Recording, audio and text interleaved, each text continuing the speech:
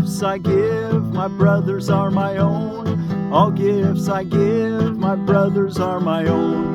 All gifts I give, my brothers are my own. All gifts I give, my brothers are my own. All gifts I give, my brothers are my own. All gifts I give, my brothers are my own. All gifts I give, my brothers are my own. Well, hello, I'm Willie, forgiveness teacher from the Ozarks, and we're ready for lesson 316 in A Course in Miracles workbook for students. We're reading from the original edition here on Sunday, November the 12th of 2023. All gifts I give my brothers are my own.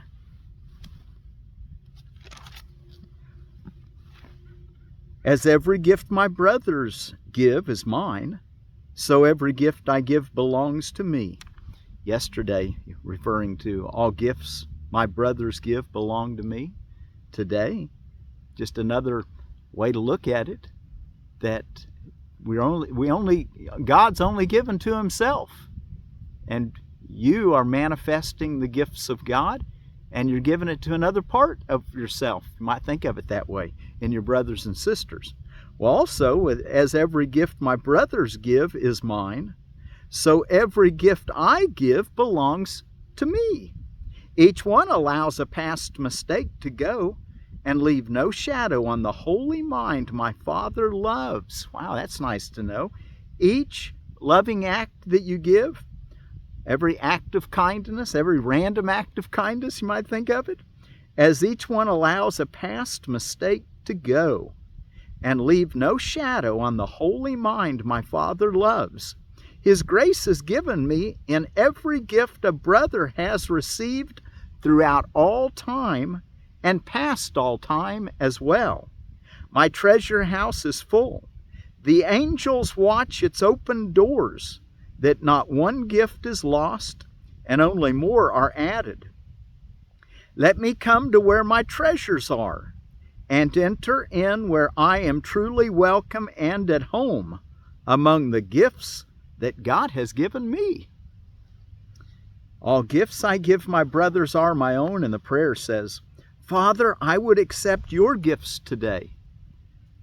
I do not recognize them, yet I trust that you who gave them will provide the means by which I can behold them, see their worth, and cherish only them as what I want. All gifts I give my brothers are my own. And let's go look in our associated reading, which is, let's see if I can,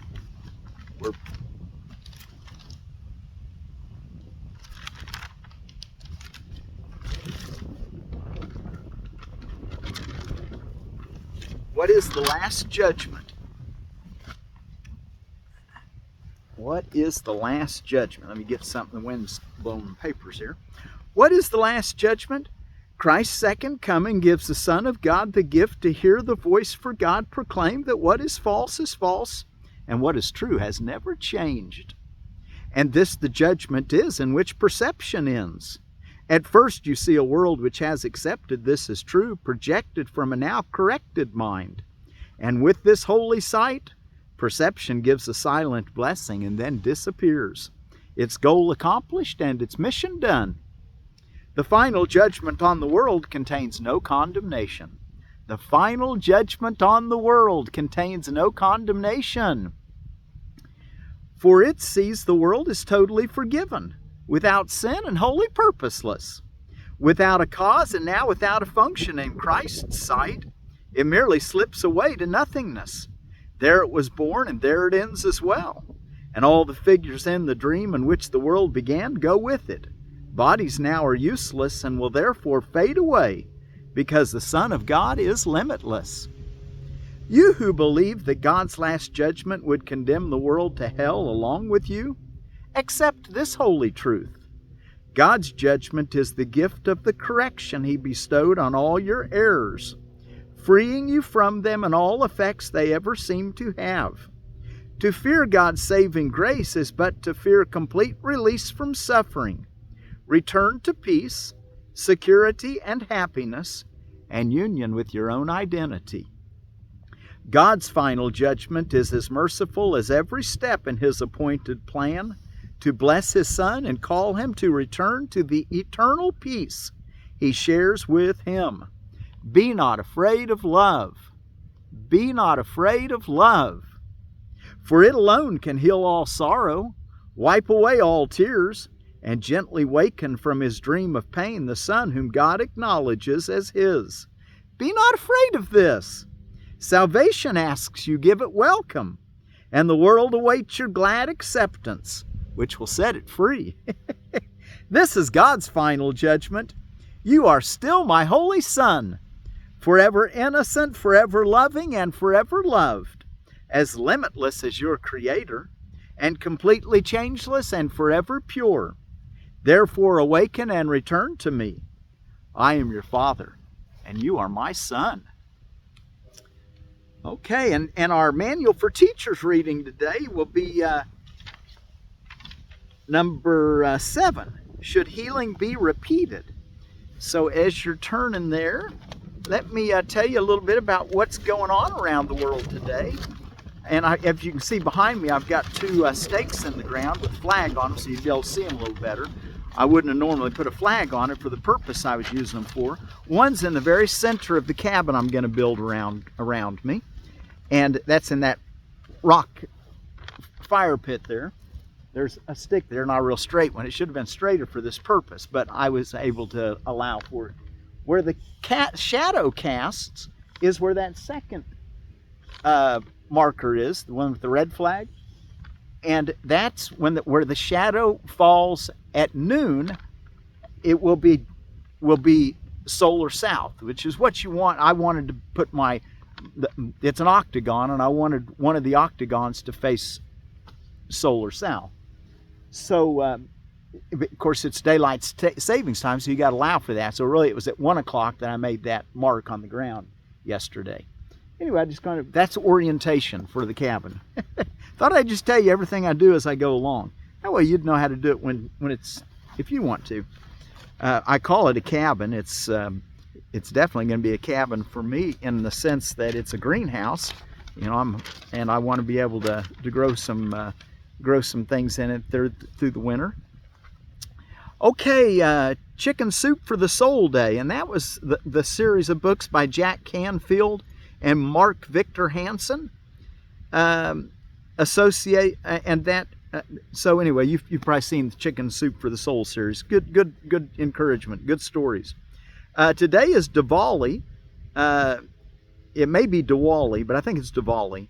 It's a Hindu festival of lights, and it's associated with the goddess Lakshmi, who's the goddess of prosperity. Elizabeth Cady Stanton Day, and she was born on November the 12th in 1815, and she was an author and a proponent of women's rights.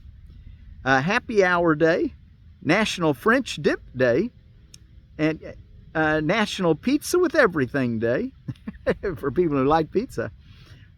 Orphan Sunday, Care for the Orphans worldwide. And World Pneumonia Day, and I found this on Natural Home Remedies for Pneumonia on PharmEasy.in. Some remedies can be used to ease the symptoms of pneumonia. Ginger, thyme, cayenne, and honey can be used to relieve cough and congestion. You can also use jaggery, which is to help with the cough. You also need to take plenty of fluids to aid in recovery. And jaggery, I was going to tell you what jaggery is.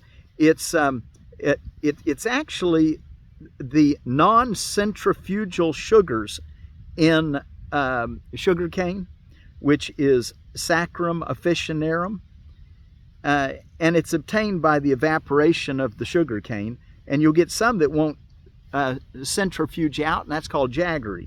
And evidently, that's you can also use jaggery to help with cough. So, you know, I'm just sharing what I found there on that particular website. And then I also wanted to tell you about Balsgard Lingonberry out of Edible Landscaping. and it's a Vaccinium vitus ideus and Balsgard Lingonberry. Balsgard is the result of a Swedish breeding project started in 1978. Presently the largest lingonberry available. It bears very heavily. Plant is upright and compact and adaptable. Organic matter, composted leaves, 1 or 2 year old wood chips, peat moss should make up the planting bed. Space 1 foot circles, zones 2 through 8. And I've heard you could use that for a ground cover. You know, if you're doing it 1 foot circles, that probably would be a ground cover or it could be used that way. Okay, now let us go back and take a look at our manual for teachers reading for today, which, like I said, is number 7. Should healing be repeated? Should healing be repeated? And be sure to take with you today the idea, all gifts I give my brothers are my own. We want to start looking at each other through the eyes of oneness, to realize that we can't benefit if our brother's not benefiting in the exchange. So every deal we make with each other, every encounter we have with each other needs to bless both of us equally. See yourself in your brother when you're making a deal and say, oh, what would I do if the tables were turned? Should healing be repeated? This question really answers itself. Healing cannot be repeated. If the patient is healed, what remains to heal him from? And if the healing is certain, as we have already said it is, what is there to repeat? For a teacher of God to remain concerned about the result of healing is to limit the healing. It is now the teacher of God himself whose mind needs to be healed. Let's read that again. If the healing is certain, as we have already said it is, what is there to repeat? For a teacher of God to remain concerned about the result of healing is to limit the healing. It is now the teacher of God himself whose mind needs to be healed, and it is this he must facilitate. He is now the patient, and he must so regard himself. And he has made a mistake and must be willing to change his mind about it. He lacked the trust that makes forgiving truly, and so he has not received the benefits or the benefit of his gift. 2. I noticed myself doing that when my brother was going through cancer. He ended up crossing over earlier this year. And I kept kind of wondering if maybe I'd done something wrong or if I hadn't really given him enough information. I know I wanted his healing. And it turned out that I needed as much healing as my brother did. Whenever a teacher of God has tried to be a channel for healing, he has succeeded. That's paragraph 2. Whenever a teacher of God has tried to be a channel for healing, he has succeeded. Should he be tempted to doubt this, he should not repeat his previous effort. That was already maximal, because the Holy Spirit so accepted it and so used it. Now the teacher of God has only one course to follow. He must use his reason to tell himself that he has given the problem to one who cannot fail, and recognize that his own uncertainty is not love, but fear, and therefore hate. His position has thus become untenable, for he is offering hate to one to whom he offered love. This is impossible. Having offered love, only love can be received. Well, that's speaking at a level that's almost beyond our comprehension, and he's going to develop this quite a bit better to help us understand it better. But that I want to point out that word untenable, not able to be maintained, is what untenable means. So let's read it again. He must use his reason to tell himself that he has given the problem to one who cannot fail, and recognize that his own uncertainty is not love, but fear, and therefore hate. Boy, everything's black and white for Jesus. His position has thus become untenable, for he is offering hate to one to whom he offered love. So let's read it this way. His position has thus become not able to be maintained, for he is offering hate to one to whom he offered love. Well, this is impossible. Having offered love, only love can be received. Paragraph 3. It is in this that the teacher of God must trust. This is what is really meant by the statement that the one responsibility of the miracle worker is to accept the atonement for himself. Wow. The one responsibility of the miracle worker is to accept the at-one-ment or the atonement for himself, to see ourselves as all one, and we get to that place by the practice of forgiveness. Matter of fact, in the very first chapter under the principles of miracles, I think is where he says that atonement is when the chains of, or the links of forgiveness have all been put together, and when it applies to everything, it is the atonement. You see the oneness, the at-one-ment. The teacher of God is a miracle. Let's read that sentence again. It is in this that the teacher of God must trust, that having offered love, only love can be received. It is in this that the teacher of God must trust. That is what is really meant by the statement that the one responsibility of the miracle worker is to accept the atonement for himself. The teacher of God is a miracle worker because he gives the gifts he has received. Yet he must first accept them. He need do no more, nor is there more that he could do. By accepting healing, he can give it. If he doubts this, let him remember who gave the gift and who received it. God gave it and God received it. Thus is his doubt corrected. He thought the gifts of God could be withdrawn. That was a mistake, but hardly one to stay with. And so the teacher of God can only recognize it for what it is and let it be corrected for him. One of the most difficult temptations to recognize is that to doubt a healing because of the appearance of continuing symptoms is a mistake in the form of lack of trust. Well, he says that's a hard one to understand. Let's read it again. One of the most difficult temptations to recognize. So it's a temptation, that I would offer hate or fear instead of love. One of the most difficult temptations to recognize is that to doubt a healing because of the appearance of continuing symptoms is a mistake in the form of lack of trust. Lack of trust. Go beyond time. Trust. Trust the eternal. As such, it is an attack. So if it's a lack of trust, it's an attack. Usually it seems to be just the opposite. It does appear unreasonable at first to be told that continued concern is attack. It has all the appearances of love, yet love without trust is impossible, and doubt and trust cannot coexist. And hate must be the opposite of love, regardless of the form it takes. Doubt not the gift, and it is impossible to doubt its result.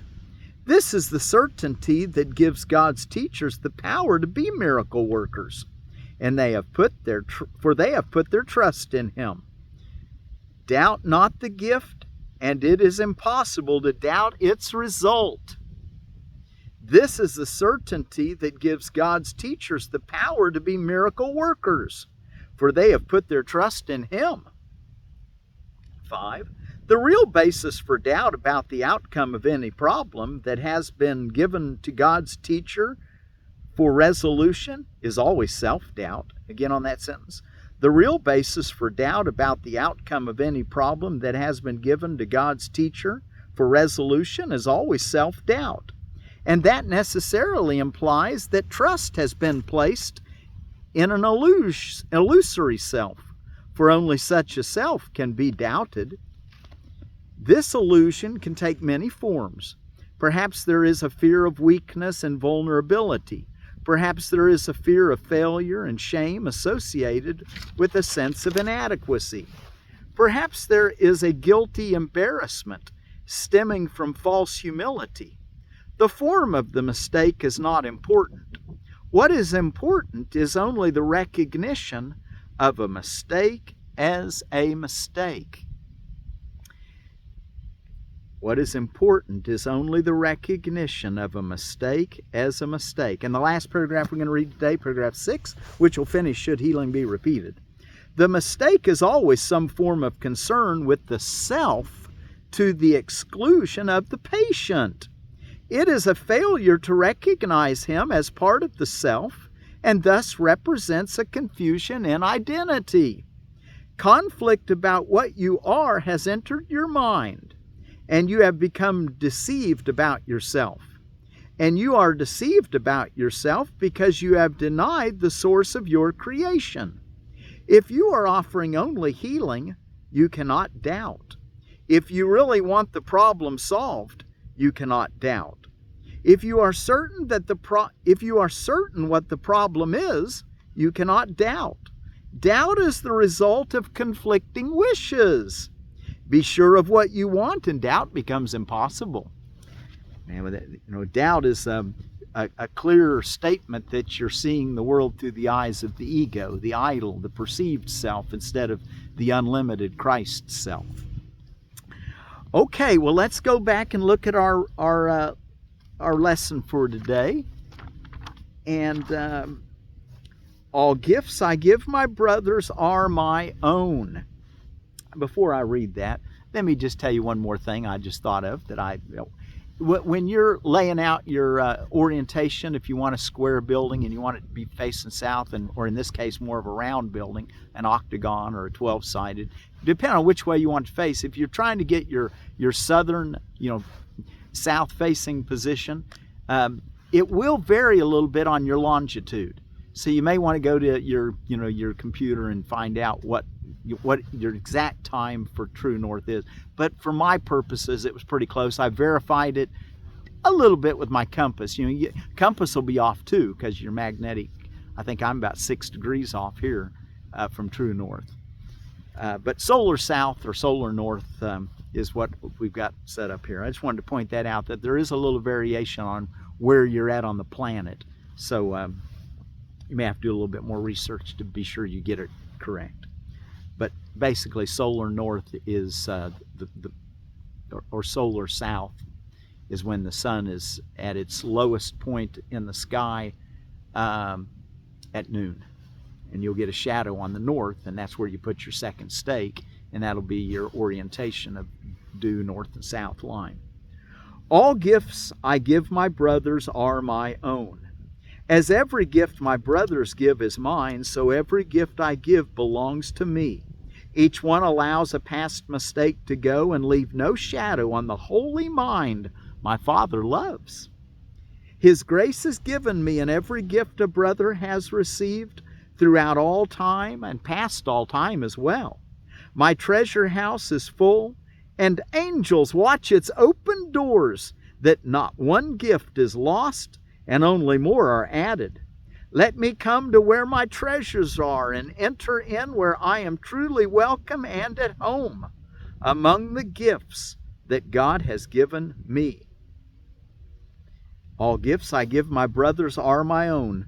Father, I would accept your gifts today. I do not recognize them. Yet I trust that you who gave them will provide the means by which I can behold them, see their worth, and cherish only them as what I want.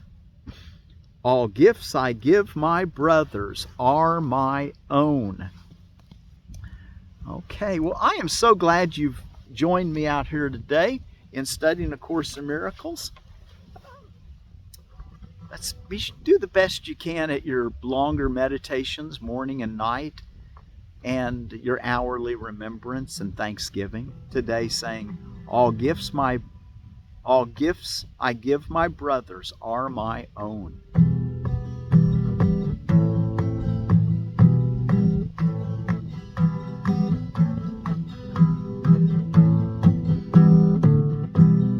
All gifts I give my brothers are my own. All gifts I give my brothers are my own. All gifts I give my brothers are my own. All gifts I give, my brothers, are my own. What is the last judgment? This is God's final judgment. You are still my holy son. You are still my holy son. Forever innocent, forever loving, and forever loved. As limitless as your creator, and completely changeless and forever pure. Therefore awaken and return to me. I am your father and you are my son. All gifts I give, my brothers, are my own. All gifts I give, my brothers, are my own. All gifts I give, my brothers, are my own. All gifts I give, my brothers, are my own. The world is governed by a power which is in them, but not of them. When this power has once been experienced, it is impossible to trust one's own petty strength again. Who would attempt to fly with the tiny wings of a sparrow, when the mighty power of an eagle has been given him? And who would place his faith in the shabby offerings of the ego, when the gifts of God are laid before him? All gifts I give, my brothers, are my own. All gifts I give, my brothers, are my own. All gifts I give, my brothers, are my own. All gifts I give, my brothers, are my own. All gifts I give, my brothers, are my own. All gifts I give, my brothers, are my own. All gifts I give, my brothers, are my own. All gifts I give, my brothers, are my own. All gifts I give, my brothers, are my own.